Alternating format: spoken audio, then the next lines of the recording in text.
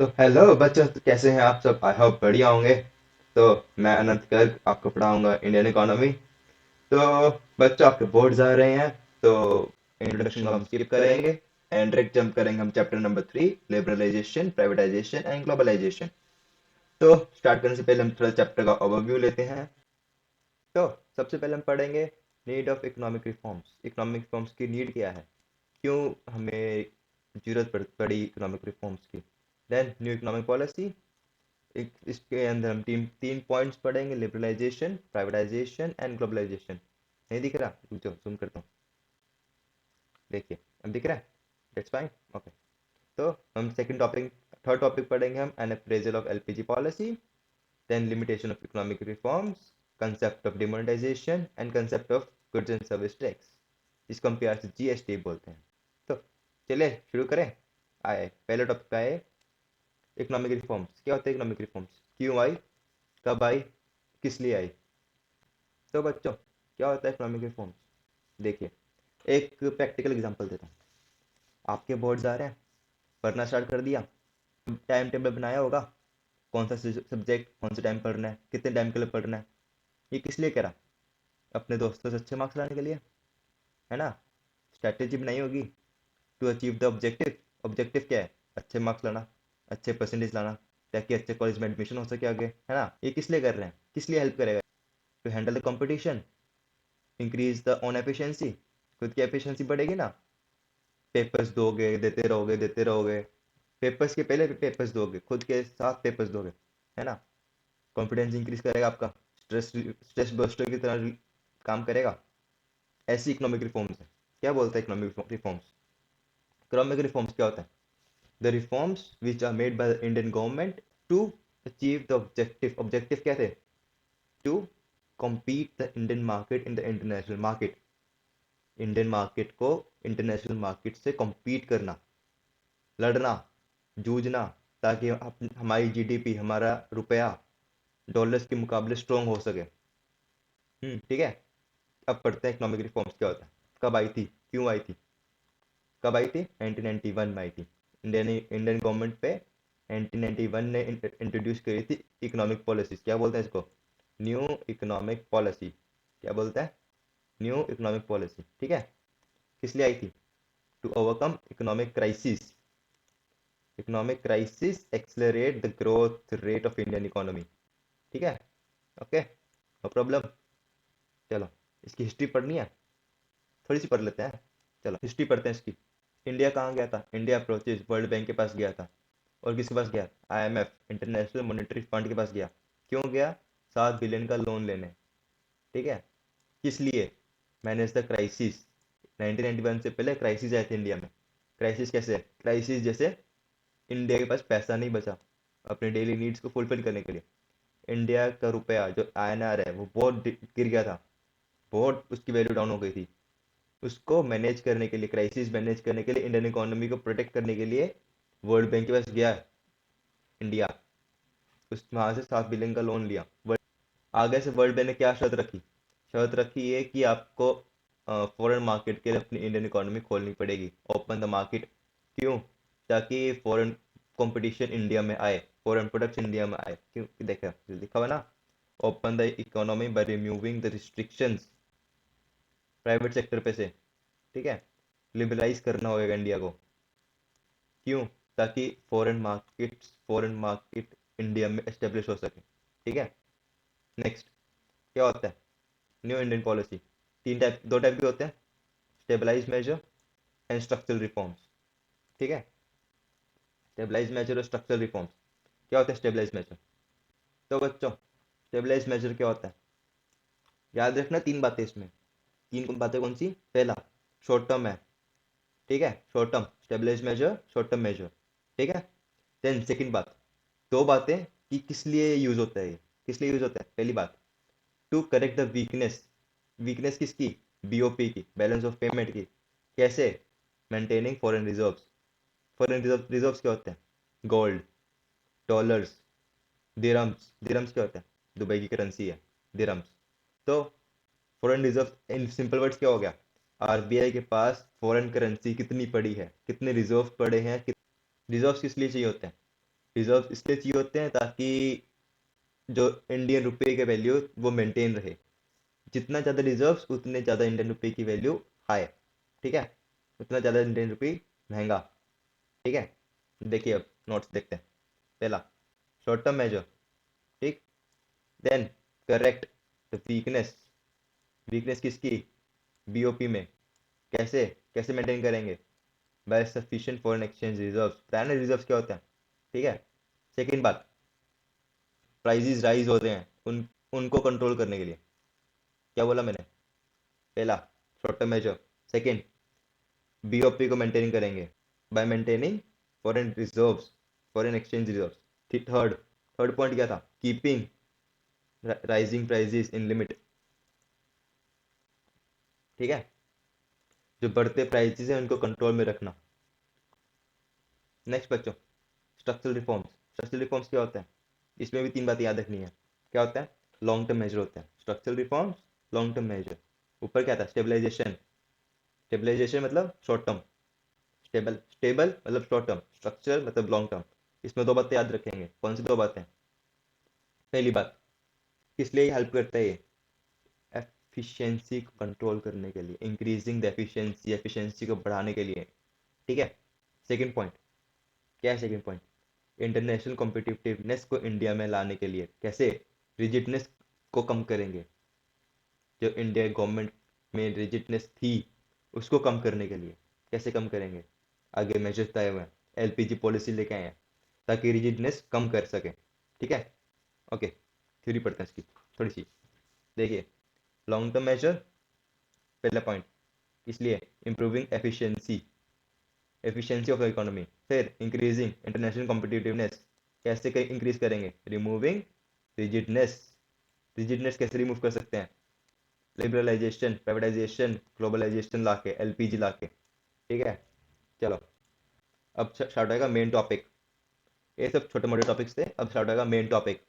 ध्यान से, हमारा पहला टॉपिक क्या है? लिबरलाइजेशन। लिबरलाइजेशन क्या होता है? लिबरलाइजेशन क्या होता है? लिबर्टी। लिबरलाइजेशन बना है वर्ड लिबर्टी से। लिबर्टी क्या होता है? छूट, है ना, आज़ादी। आज़ादी किससे? लाइसेंसिंग से, रिस्ट्रिक्शन से। एग्जांपल देता हूँ लिबर्टी का। पेपर्स खत्म हो जाएंगे बोर्ड मार्च एंड तक, फिर किसी के मम्मी पापा ने नहीं कहना पढ़ लो। ये क्या हुआ? लिबर्टी मिल गई, रिस्ट्रिक्शंस हट गई कि घर में बैठो पढ़ो, बाहर नहीं जाना, मोबाइल नहीं चलाना। इससे सब लिबर्टी मिल गई। पेपर्स खत्म हुए, है ना, पेपर्स खत्म हुए ना, खुशी होगी, खुशी मिलती है पेपर्स खत्म होने की। पेपर्स खत्म होते ही लिबर्टी मिल जाएगी आपको। अब फोन चलाओ, बाहर जाओ, घूमो फिरो, तो जो मर्जी करो, लिबर्टी मिल गई ना। ऐसे ही जब लिबरलाइजेशन आया तो इंडस्ट्रीज को लिबर्टी मिल गई लाइसेंसिंग से। अब हर इंडस्ट्री के लाइसेंस नहीं चाहिए होते, कुछ इंडस्ट्री से चाहिए होते हैं, वो हम आगे पढ़ेंगे। देखिए मीनिंग पढ़ते हैं इसका। Liberalisation was introduced to put an end on the restrictions। restrictions है ना, खेलने कूदने से रिस्ट्रिक्शन मिल गई। To open up various sectors, various sectors को ओपन करने के लिए हमें क्या?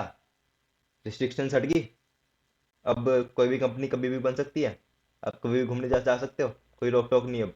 ठीक है, चलो अब पढ़ते हैं इसका रिफॉर्म्स। रिफॉर्म्स क्या कहती हैं? Reforms under liberalisation. ठीक है, इसमें 5 रिफॉर्म्स पढ़नी है हमने। 5 रिफॉर्म्स। पहली, industrial sector reforms. Second, financial sector reforms. Third, fiscal और tax reforms. Fourth, foreign exchange reforms. Fifth, trade and investment policy reforms. ये 5 पॉइंट पढ़ेंगे आज हम, बाकी के टॉपिक नेक्स्ट वीडियो में करेंगे। इतना हैवी हो जाएगा इसलिए हाफ ऑफ बना रहे हैं वीडियोस। ठीक है, तो पहला, इंडस्ट्रियल सेक्टर रिफॉर्म्स। बच्चों, इंडस्ट्री क्या होती है? इंडस्ट्री वो होती है जहाँ पे गुड्स या सर्विसेज, या गुड्स या सर्विसेज, ये चीज़ें मिल सके, जो प्रोड्यूस कर सके, तो प्रोवाइड कर सके। कैसे industry? Banking industry. Banking industry क्या प्रोवाइड करती है? सर्विसेज। टाटा इंडस्ट्री, जैसे टाटा इंडस्ट्री है, क्या देती है? सर्विसेज भी देती है, कंसल्टेंसी भी देती है, गुड्स और सर्विसेज दोनों देती है ना। और फूड इंडस्ट्री, फूड इंडस्ट्री क्या देती है? खाना, वो हो गए गुड्स। ठीक है, ये होती है इंडस्ट्री। इंडस्ट्री सेक्टर रिफॉर्म से हमने आगे 5 बातें पढ़नी है। 5 बातों में, चाहे इंडस्ट्री है, चाहे फाइनेंशियल है, चाहे फिजिकल है, चाहे ट्रेड एंड वो है, इन्वेस्टमेंट पॉलिसी है, इन्वेस्टमेंट सेक्टर रिफॉर्म्स है।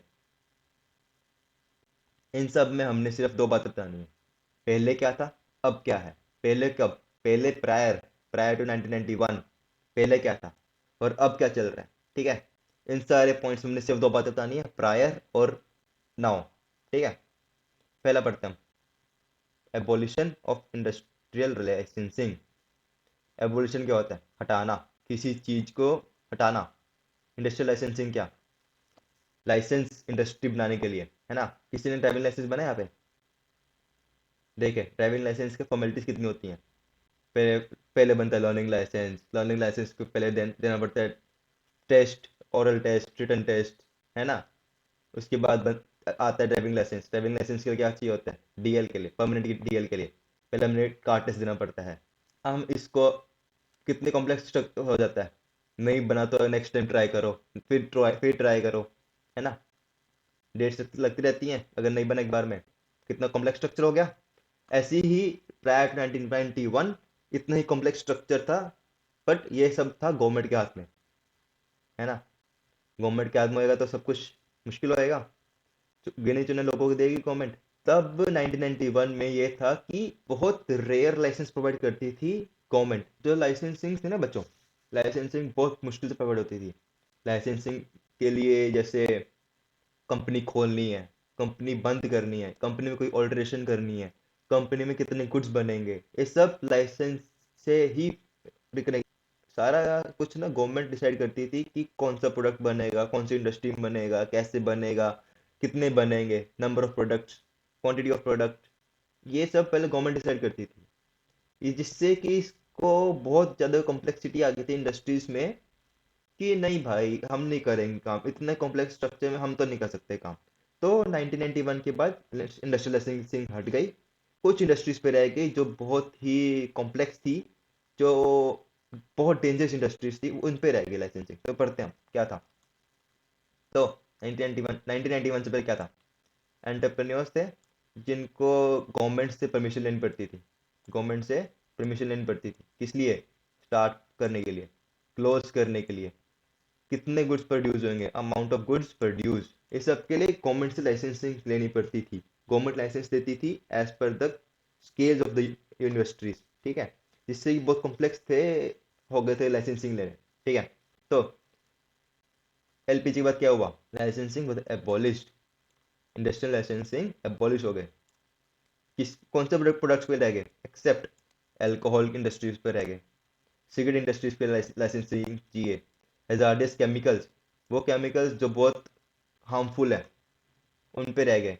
Industrial explosives, electronics, aerospace, drugs and pharmaceuticals. Pharmaceuticals क्या होते हैं, दवाइयाँ।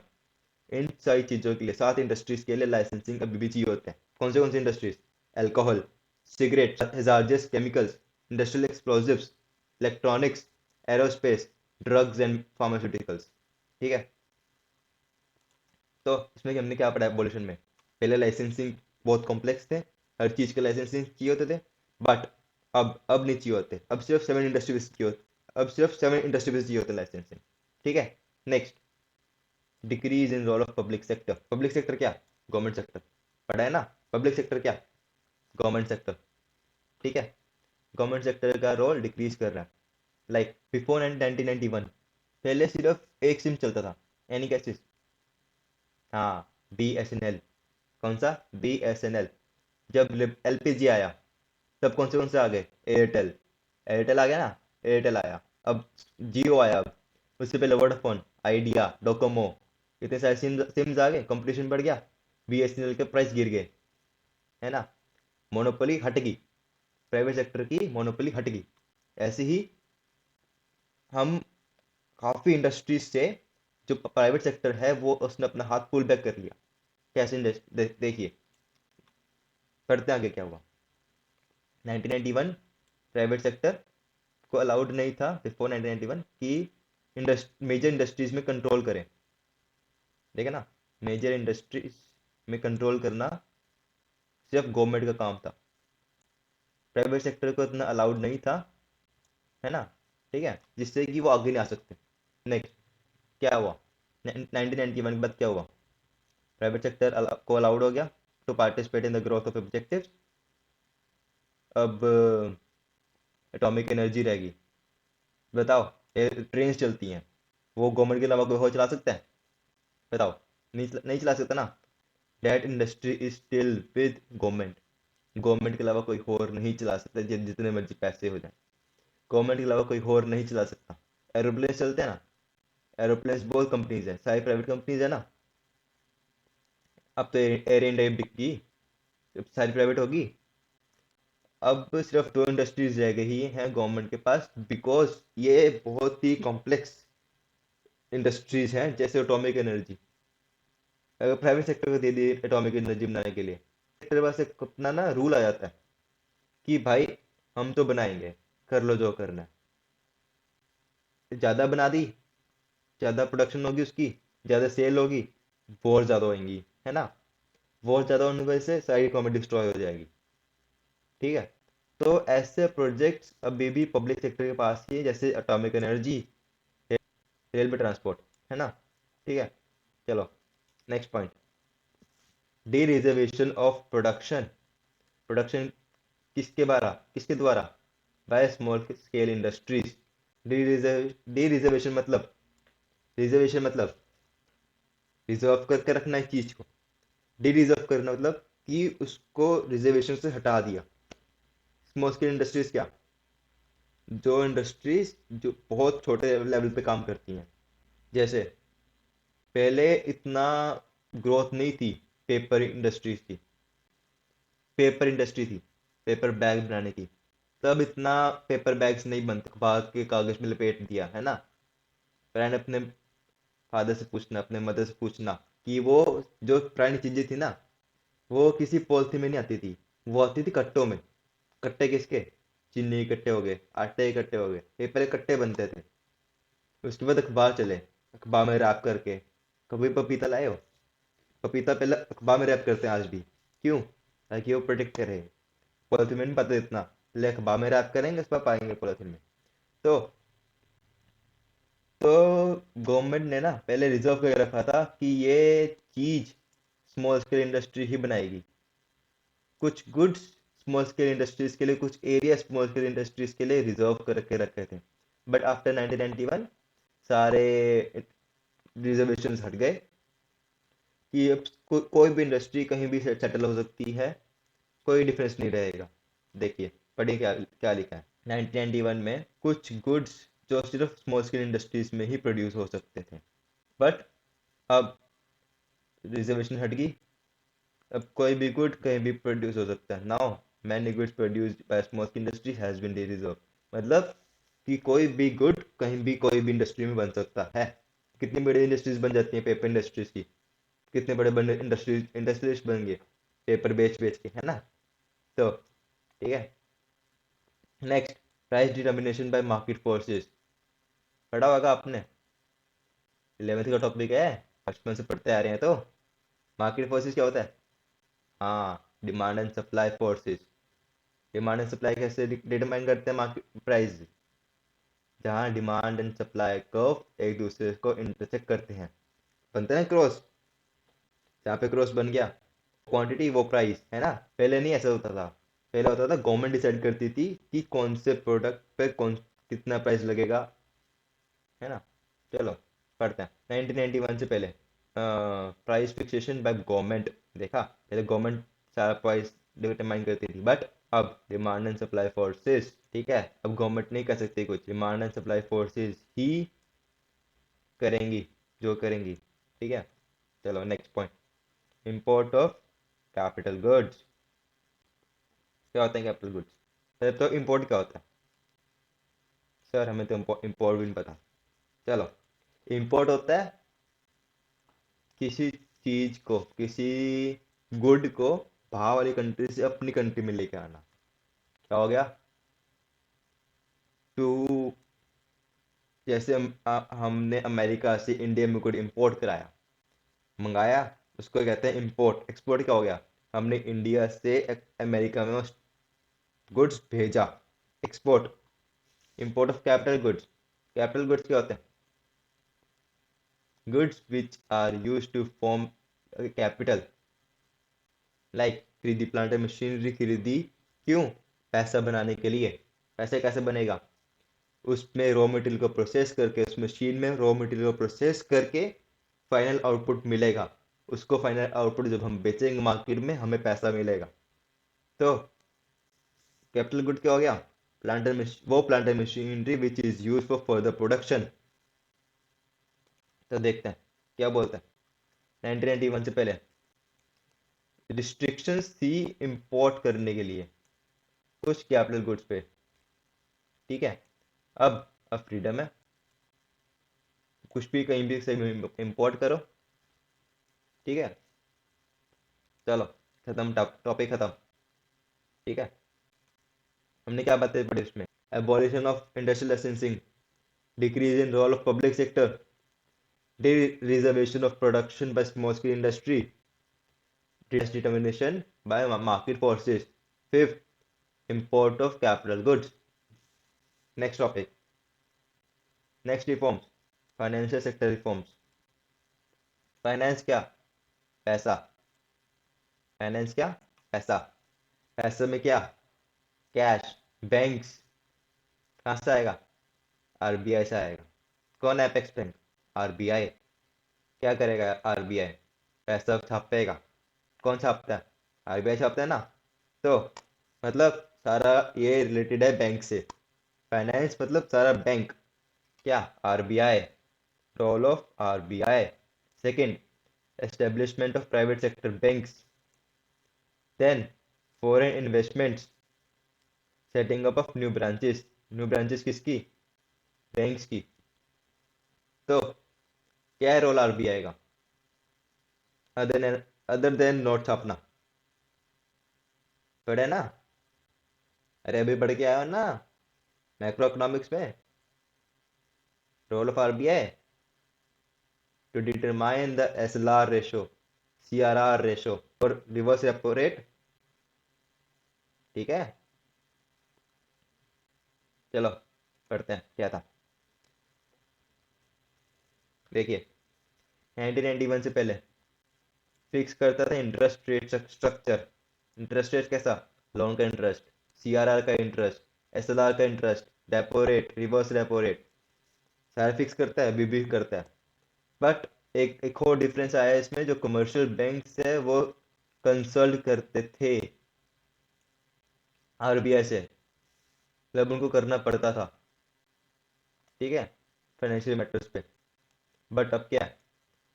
बट अब हो गया है कि बैंक्स को अलाउड है टू टेक डिसीजंस। किसके? फाइनेंशियल मैटर के। किसके लिए? Without consulting RBI. वो चाहें या ना चाहें, वो आरबीआई से कंसल्ट कर भी सकते हैं, नहीं भी कर सकते। देयर इज नो रिस्ट्रिक्शन कि आरबीआई से कंसल्ट करना ही पड़ेगा, ठीक है। Next, establishment of private sector banks. Before 1991 क्या था? एसबीआई, है ना, आईसीआईसीआई, ठीक है। और एक और बैंक तब बताओ। हाँ, बैंक ऑफ इंडिया। क्या थे सारे? Private sector, public sector banks. Government control करती थी। एसबीआई गवर्नमेंट का, आईसीआईसीआई गवर्नमेंट का, पहले था अब नहीं है। देन बैंक ऑफ इंडिया अभी भी गवर्नमेंट का।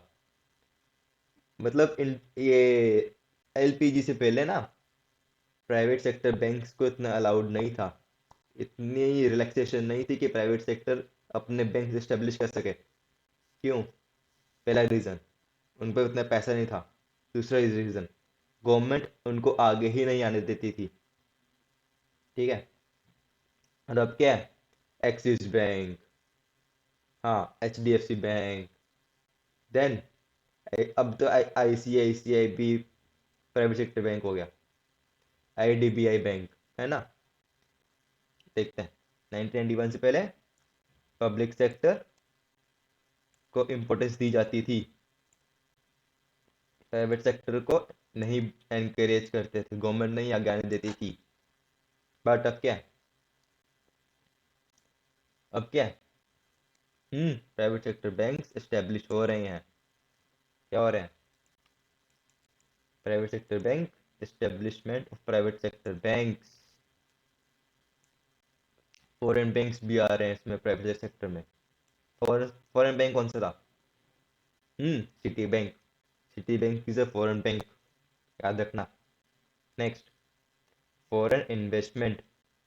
क्या होता है फॉरेन इन्वेस्टमेंट? अभी पढ़ के आया ना। हम्म FII, फॉरेन इंस्टीट्यूशन इन्वेस्टमेंट।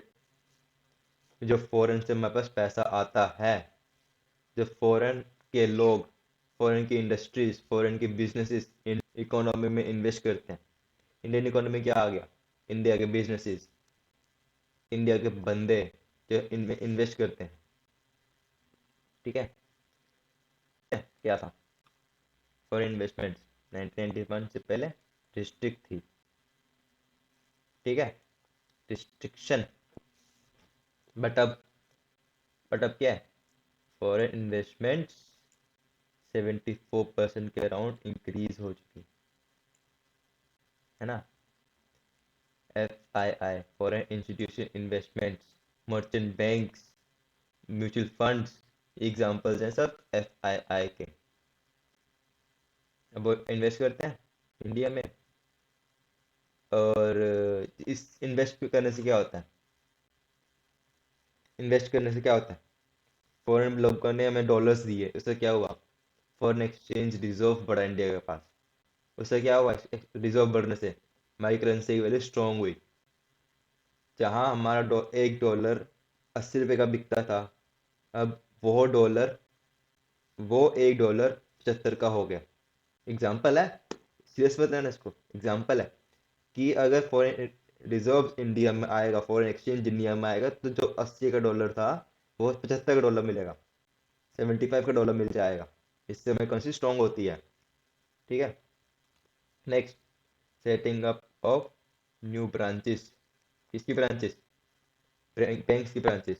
पहले देखा होगा आपने, आपने तो नहीं देखा होगा, अपने पेरेंट्स से पूछना कि पहले ये होता था कि एक बैंक एक कोने में है, दूसरा वही सेम बैंक की ब्रांच दूसरे कोने में है। और अब क्या होता है? बैंक्स गए हो? नहीं गए, फिर भी पता तो होगा, घूमते तो होंगे अपनी सिटी में, कि बैंक्स आसपास ही होते हैं। अब एक बैंक यहाँ पर है, दूसरा बैंक दूसरी मार्केट में है, सेम ब्रांच। SBI की एक ब्रांच एक मार्केट में है, दूसरी ब्रांच दूसरी मार्केट में है, तीसरी ब्रांच कोई हो मार्केट में है। मतलब बहुत क्लोज क्लोज ब्रांचेज होती हैं। एक इसलिए हुआ, लिबरलाइजेशन के बाद ये हुआ, LPG पॉलिसीज आने के बाद ये हुआ कि 1991 से पहले इतनी ब्रांचेस नहीं थी। RBI से परमिशन लेनी पड़ती थी कि ब्रांच खोल सके नहीं खोल सके। बट अब क्या है? अब RBI से कोई परमिशन लेने की जरूरत नहीं है, विदाउट अप्रूवल। क्या लिखा है? Without approval of RBI। Approval में क्या होता? अप्रूवल में बहुत टाइम लगता था, है ना। क्या था? अप्रूवल में कॉम्प्लेक्सिटीज बहुत थी, बहुत फॉर्मेलिटीज थी, RBI से प्रूफ कराना। बट अब क्या है? अब तो अप्रूवल चाहिए नहीं, जहाँ मर्जी ब्रांच खोल दो। HDFC कितनी ब्रांच हो जाती है एक सिटी में? एक अच्छी खासी सिटी में कम से कम 4 ब्रांचेज होती हैं, HDFC की, SBI की, और जो अदर अदर बैंक्स हैं। ठीक है, जो बड़े बैंक्स हैं उनकी 3-4 ब्रांचेज होती है ना, देखा होगा आपने अपनी सिटी में ऐसी। चलो, टॉपिक खत्म। फाइनेंशियल सेक्टर मतलब फाइनेंस रिलेटेड। फाइनेंस से क्या? बैंक्स, बैंक से रिलेटेड सारा। क्या क्या आ गया? Role of RBI, establishment of private sector banks, foreign investments, setting up of new branches. ठीक है, चलो नेक्स्ट आगे बढ़ते हैं। Fix physical and tax reforms. Physical and tax reforms. तो बच्चों, फिजिकल टैक्स रिफॉर्म्स, टैक्स क्या होता है? दो टाइप का टैक्स होता है, direct tax, indirect tax. Direct tax क्या? जो हम अपनी इनकम पे करते हैं, इनकम टैक्स हो गया, डायरेक्ट टैक्स हो गया। इनडायरेक्ट टैक्स क्या? GST। पहले क्या हुआ करता था? VAT, sales tax, entertainment tax, है ना। फिजिकल रिफॉर्म्स क्या? Reforms which are not related with money. ठीक है, तो पहले हम पढ़ते हैं डायरेक्ट टैक्स क्या। मेरी इनकम 10 लाख रुपए है नहीं, वैसे मैं सिर्फ एग्जांपल दे रहा हूँ। 10 लाख नहीं है इनकम मेरी, 10 लाख इनकम है मेरी, उसमें 20% टैक्स दे दिया, क्या होगा 10 लाख का 20%? 2 लाख रुपए। मेरी इनकम से 10 लाख में से 2 लाख गए, बचे कितने? 8 लाख रुपए। क्या तो डिफरेंस था? 2 लाख रुपए मैंने टैक्स दे दिया गवर्नमेंट को। किस पे? अपनी इनकम पे। ठीक है, बट अब भी मैंने 20% दिया। बट पहले के टाइम पे ये जो 20% है इसके बहुत बहुत ज्यादा हाई टैक्सेस हो गए थे, बहुत रेट्स इसके हाई थे।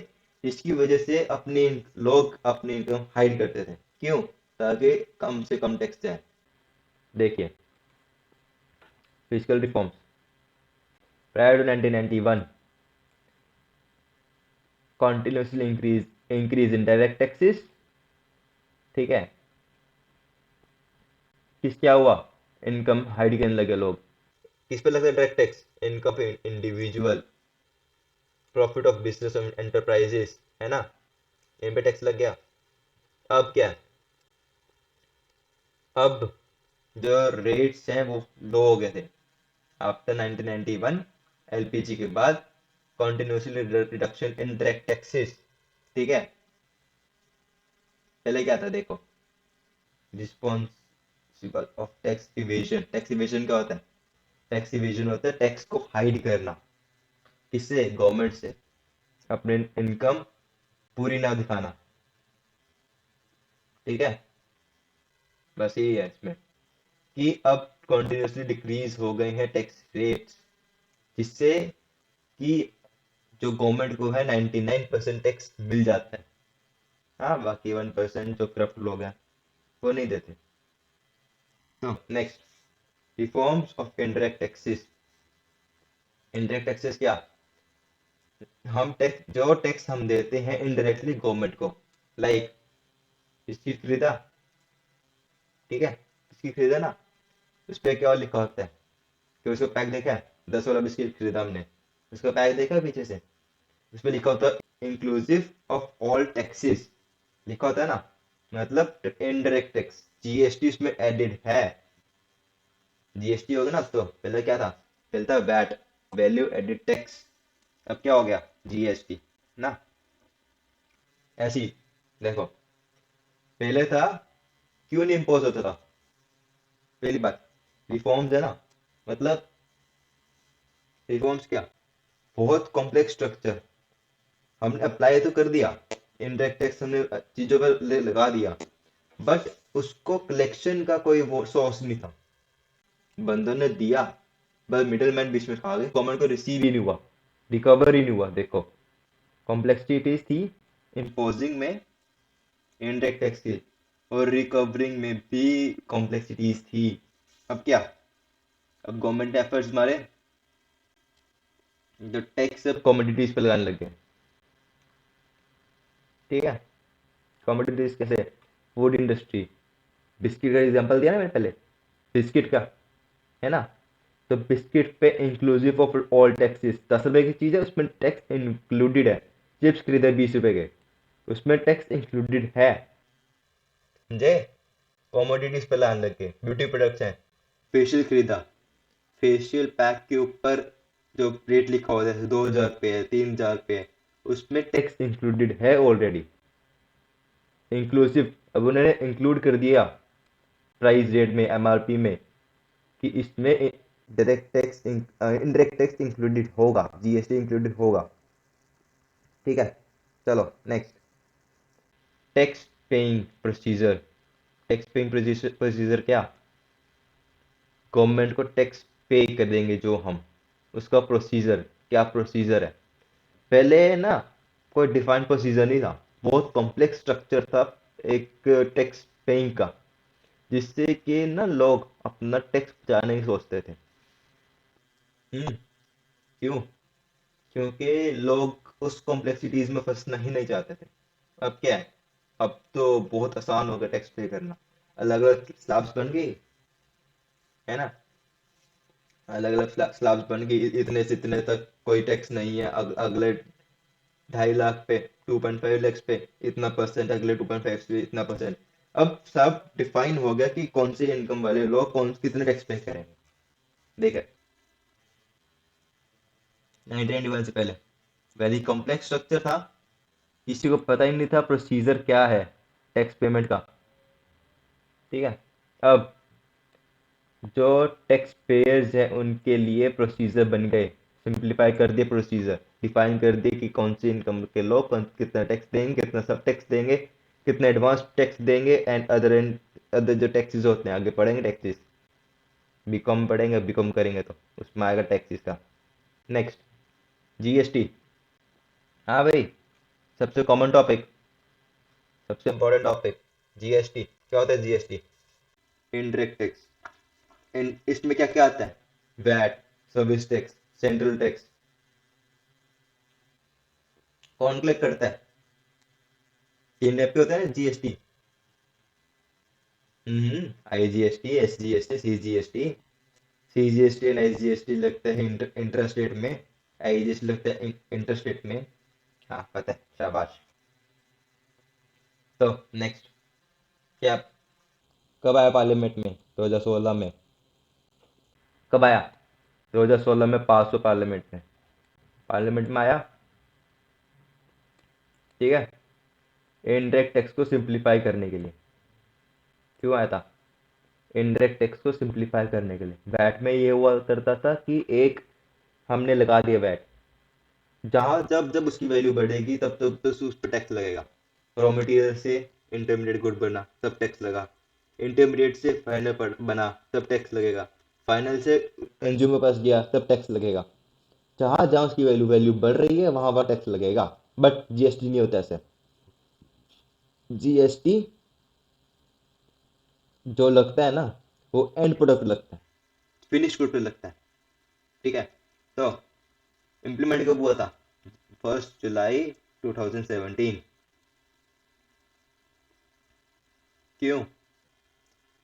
जनरेट, इसलिए आया था, generate additional revenue to the government. किस, और reduce tax evasion, create one nation one tax, है ना, वन नेशन वन टैक्स। चलो, तीन बातें, चार बातें। कौन सी? कब पास हो पार्लियामेंट में? 2016।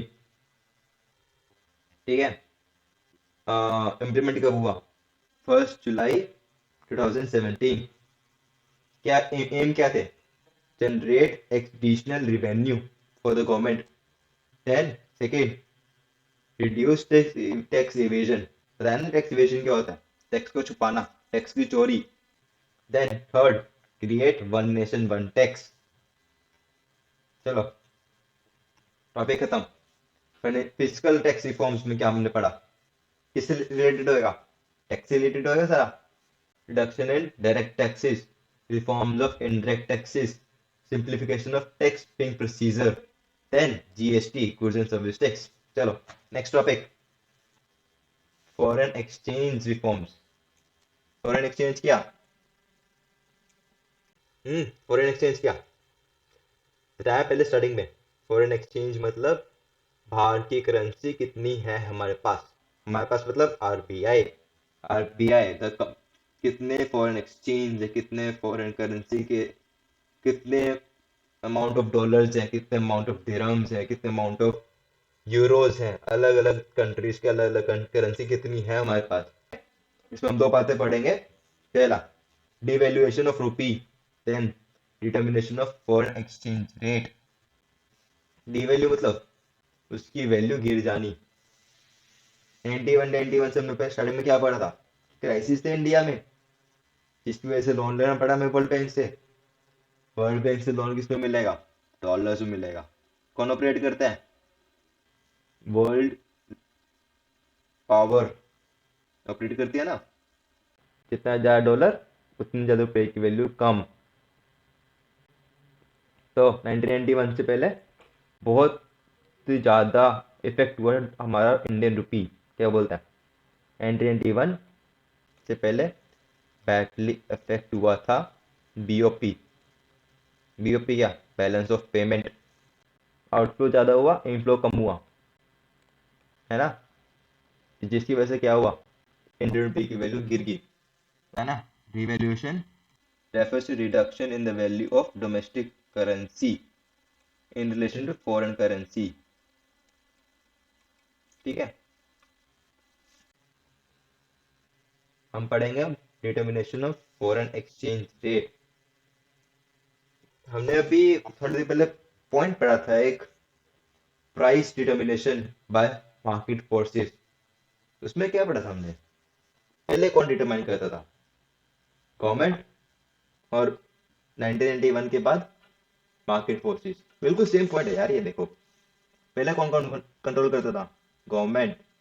अब कौन कौन कंट्रोल करता है? Demand and supply forces. ठीक है, सेम पॉइंट। चलो last topic, trade and investment policy.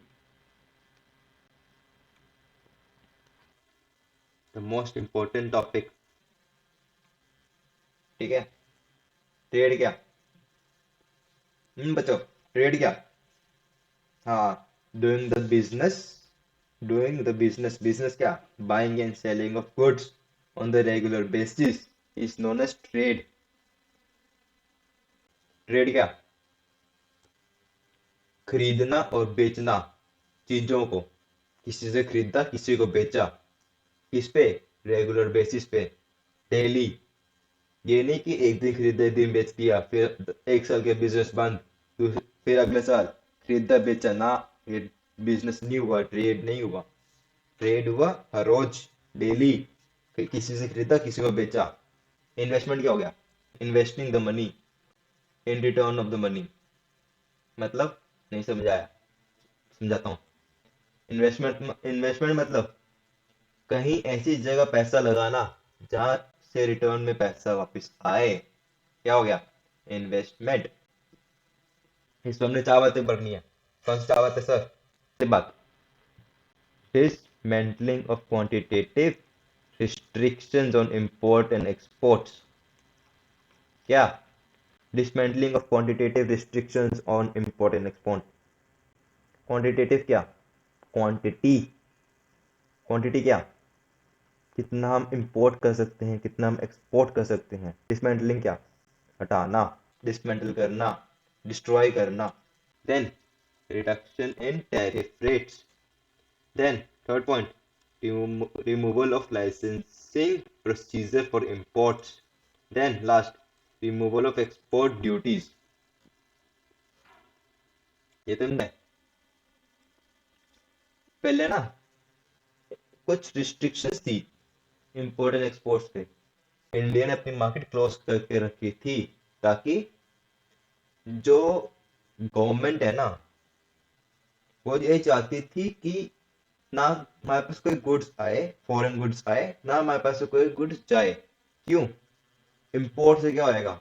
Import से हम उनको पेमेंट करेंगे ना, फॉरेन फॉरेन लोगों को पेमेंट करेंगे, फॉरेन सेलर्स को पेमेंट करेंगे। किस में करेंगे? आयन में तो करेंगे नहीं, इंडियन रुपए में तो पेमेंट उनको करेंगे नहीं। उनको पेमेंट किस में करेंगे? डॉलर्स में करेंगे ना। डॉलर्स में पेमेंट करी, ऊपर पड़ा भी outflow of outflow of foreign exchange resulting in devaluation of rupee, है ना। इसलिए इंपोर्ट एक्सपोर्ट्स क्या हो गया? इंपोर्ट क्या हुआ? बाहर से माल मंगाना। बाहर क्या? फॉरेन। फॉरेन। अगर देखो बाहर से माल आया ना, बाहर से इंपोर्ट हुआ, इंडिया में आया, वो बन गया सेलर, हम है बायर। हमने उसको पेमेंट करी फॉरेन डॉलर्स में, उनके करेंसी में। क्या हुआ? आउटफ्लो ऑफ करेंसी, ऊपर पढ़ा ना हमने अभी। Outflow of currency resulting in devaluation of rupee, है ना। तो जितना ज्यादा इंपोर्ट उतना ज्यादा outflow of rupee, outflow of foreign currency resulting in devaluation of rupee. Then sir export से अच्छी बात है ना, एक्सपोर्ट्स क्यों क्यों रोक लगाई? हाँ बच्चों देखो, एक्सपोर्ट्स तो बहुत अच्छी चीज है, बट उस टाइम गवर्नमेंट ये चाहती थी कि जो डोमेस्टिक प्रोडक्ट है ना, वो पहले डोमेस्टिक नीड्स को ही फुलफिल करें, तो दैट ज्यादा बेटर है, other than the fulfil of needs of foreign market. क्योंकि देखो, आपने कोई गुड्स बाहर भेजे, आपका बिजनेस है, एक वेल एस्टेब्लिश बिजनेस है, आप गुड्स बनाते हो, इंडिया में गुड्स बनाए, आपको इंडिया में मिल रहे हैं 10 रुपए उस चीज के, आपको वही चीज के फॉरेन मार्केट में मिल रहे हैं 100 रुपए। अब वहां बेचोगे ज्यादा, इंडिया में नहीं बेचोगे क्योंकि यहाँ पे इंडिया में कम प्रॉफिट है, बट फॉरेन में आपको 100 रुपीज का प्रॉफिट है। ठीक है। तो गवर्नमेंट ये चाहती थी कि जो डोमेस्टिक प्रोडक्शन है ना, डोमेस्टिक प्रोड्यूसर्स हैं, वो पहले इंडिया में बेचें, इंडिया में इंडिया की मार्केट फुलफिल करें, अदर एंड अनलेस कि फॉरेन मार्केट में स्टेप करें। तो इस इस प्रॉफिट को रोकने के लिए ना, इस प्रोसेस को रोकने के लिए एक्सपोर्ट्स पे रिस्ट्रिक्शन लगा दी कि इतने से ज्यादा गुड्स नहीं बेच सकते बाहर। अच्छा पॉइंट है ना। देखो, अगर सारे गुड्स ही बाहर बिकते रहेंगे तो इंडिया में क्या बिकेगा? इंडिया में कुछ नहीं बिकना। उस टाइम इंडिया था गरीब, ज्यादा प्राइसेस रखते तो उनकी इंडस्ट्री ना चलती। इंडिया ने एक्सपोर्ट्स को रोक लगाई, क्वांटिटेटिव रिस्ट्रिक्शंस लगाई। क्वांटिटेटिव मतलब क्वांटिटी, क्वांटिटी। 1991 में क्या था? रिजिड रिजिड था control over imports by keeping the tariff high. कैसे? टैरिफ हाई, टैक्सेस हाई रखने के लिए 100 की चीज 200 में इंपोर्ट हो रही है। ठीक है। जिससे जो टेक्नोलॉजी थी वो इंडिया में आ ही नहीं सकी, मैन्युफैक्चरर्स के पास टेक्नोलॉजी आ ही नहीं सकी, जिससे स्लो ग्रोथ हुई।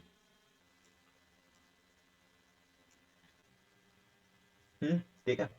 नाउ लिबरलाइजेशन के बाद क्वांटिटेटिव रिस्ट्रिक्शंस हट गई, जितना मर्जी इंपोर्ट करो, जितना मर्जी एक्सपोर्ट करो। ठीक है, खत्म, टॉपिक खत्म। Next topic, reduction in tariff rate. Tariff क्या? Tax. Other name of tax is tariff. देखो, टैरिफ पहले बहुत हाई थे इंपोर्ट के टाइम पे, इंपोर्ट के लिए, बट अब एलपीजी के बाद रिड्यूस हो गए। इंपोर्ट की ना इकोनॉमिक ग्रोथ। अब क्या है? चाइना गुड्स आ रहे हैं, नई टेक्नोलॉजी इंडिया में इंपोर्ट हो रही है, जिससे पैसा भी कम लग रहा है और टाइम भी कम लग रहा है, जिससे इकोनॉमिक ग्रोथ इंक्रीज हो रही है हमारी। ठीक। Next, removal of licensing procedure of import. पहले ना हर चीज के लाइसेंसिंग चाहिए होती थी। लाइसेंसिंग कैसी? इंपोर्ट की लाइसेंसिंग। जो इंपोर्ट करता था ना बंदा, उसको एक लाइसेंस चाहिए होता है, एक लाइसेंस चाहिए होता था कि उस पर परमिशन है गवर्नमेंट की तरफ से कि वो इंपोर्ट कर सकता है। बट ऐसा ऐसा अब कोई लाइसेंस है नहीं। तो देखिए, 1991 से पहले use restrictions on licensing, import licensing पे, बट अब कोई नहीं है, accept in case of hazardous and environmentally sensitive industries के अलावा किसी को लाइसेंसिंग लेने की जरूरत नहीं है। तो लास्ट पॉइंट बच्चों, removal of export duties. There was heavy export duties. क्यों? To encourage domestic production, domestic demand only. बताया ना स्टार्टिंग में, फर्स्ट पॉइंट बताया ना कि डोमेस्टिक प्रोड्यूसर्स को डोमेस्टिक डिमांड फुलफिल करने के लिए ही एनकरेज कर रहे थे, ना कि फॉरेन मार्केट में। देखा, एनकरेज किस लिए हाई टैरिफ था? Encourage domestic production and domestic demand. तो अब क्या हुआ? अब हट गई, एक्सपोर्ट ड्यूटी हट गई। इससे क्या हुआ? इंडियन गुड्स इंटरनेशनल मार्केट में भी जाने लगे, कंपटीशन देने लगे फॉरेन गुड्स को। ठीक है। तो हमने क्या पढ़ा? गया क्या बातें, कौन सी पढ़ी हमने इसमें? ट्रेड एंड इन्वेस्टमेंट में dismantling of quantitative restriction on import and exports, reduction in tariff rates, removal of licensing procedure for imports, removal of export duties. तो बच्चों समझ आया? जो नहीं समझ आया वो पार्ट रिवाइंड कर लेना, रिपीट कर लेना, पीछे करके वापस देख लेना। ये चैप्टर बहुत इंपॉर्टेंट है, इसमें से कम 6 से 10 नंबर का पेपर आता है, कंपल्सरी आता है। इसको पढ़ के जाना, बहुत इंपॉर्टेंट चैप्टर है। तो मिलते हैं नेक्स्ट वीडियो में प्राइवेटाइजेशन एंड ग्लोबलाइजेशन के साथ। तब तक के लिए good day, good luck and good study. Bye bye. और नोट्स चाहिए तो डिस्क्रिप्शन में नोट्स का लिंक है, वहां से डाउनलोड करके देख लीजिए नोट्स।